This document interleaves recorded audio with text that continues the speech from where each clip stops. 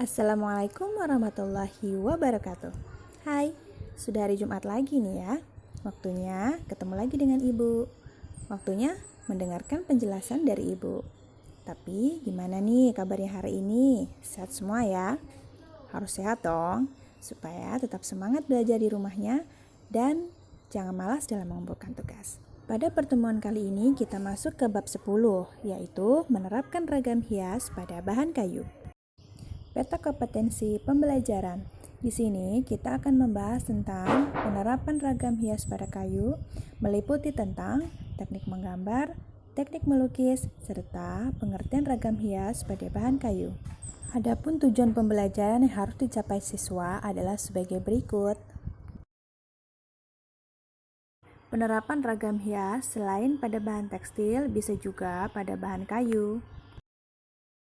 Setiap etnis di Indonesia memiliki ragam hias pada kayu, seperti pada kursi, tempat tidur, meja, maupun benda kayu lainnya. Fungsi ragam hias tidak hanya untuk menambah keindahan atau estetika, tetapi juga memiliki simbol maupun makna. Penerapan ragam hias pada bahan kayu. Sejak masa dulu, kayu itu digunakan untuk membuat perabotan rumah tangga. Misalnya, seperti kursi, lemari, maupun peti. Nah, kalau pada bagian bangunan misalnya bisa digunakan untuk menjadi tiang, pintu, maupun jendela. Banyak perabot kayu atau bagian bangunan tersebut diberi sentuhan ragam hias. Motif hias yang digunakan berupa motif tumbuhan, binatang, figuratif, dan geometris, ataupun gabungan dari motif-motif tersebut. Sedangkan teknik yang digunakan adalah dengan cara mengukir atau teknik menggambar atau melukis, ataupun gabungan dari keduanya. Selain digunakan sebagai hiasan, ada ragam hias pada benda-benda tersebut yang juga memiliki nilai simbolis terkait dengan kepercayaan ataupun agama. Beberapa daerah di Indonesia seperti Jawa, Sumatera, Kalimantan, Bali, Sulawesi, dan Papua itu memiliki ragam hias yang khas pada bahan kayu. Contoh penerapan ragam hias. Ragam hias diterapkan pada permukaan bahan kayu yang berbentuk bidang, 2 dimensi atau 3 dimensi.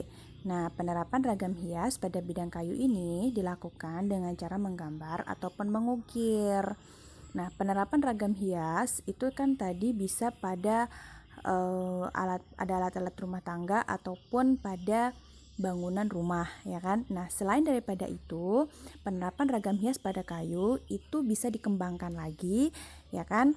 Pada kerajinan daerah nih, seperti contohnya kayak tameng, topeng. Nah, itu adalah contoh perkembangan dari ragam hias kayu.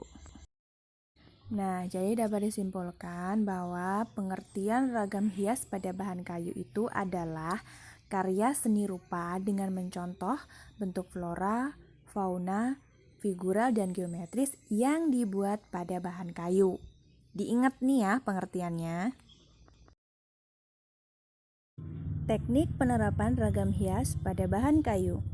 Penerapan ragam hias pada bahan kayu dapat dilakukan dengan cara mengukir dan menggambar, ataupun gabungan dari keduanya.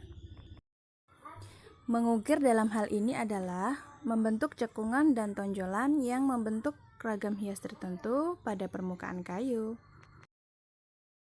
Alat untuk mengukir ragam hias di atas bahan kayu. Yang pertama ada pahat. Nah, pahat ini ada 2 jenis mata pahat ya, yaitu mata pahat mendatar dan mata pahat melengkung. Nah, penggunaan pahat ini harus disesuaikan dengan bentuk ragam hias yang mau diukir.